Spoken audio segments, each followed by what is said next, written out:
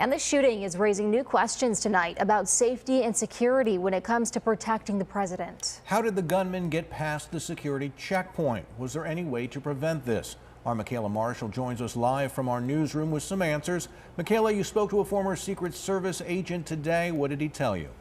That's right. This retired agent has decades of experience and says it's always a shock when someone threatens the leader of the free world in such a violent way. But what happened last night is the exact scenario the Secret Service is trained to handle, and their swift action saved lives. Where were the shortfalls?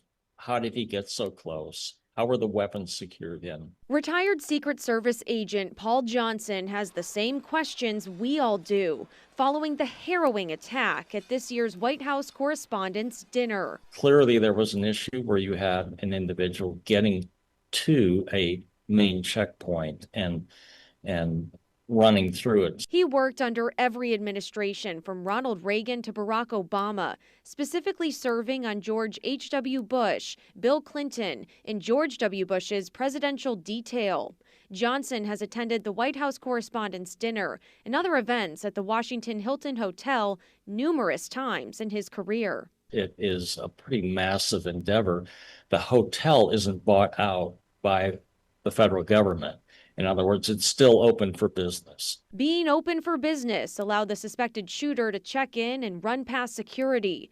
31-year-old Cole Thomas Allen was stopped before he broke into the ballroom in what officials believe was an attempt to assassinate President Donald Trump. I'm convinced that he would have never gotten in that ballroom. There was another line of defense. Johnson explains the Secret Service sets up multiple security perimeters and checkpoints and plans how to keep all White House leaders safe days in advance. But gunfire at the Washington Hilton is an eerie echo to 1981. That's when President Ronald Reagan was shot and wounded while leaving the same hotel. And so that hotel now has the distinction of having two assassination attempts happen on its grounds. Political consultant Stan Barnes worries how political violence will shape our country's future. We are very divided at this time in all of our lives.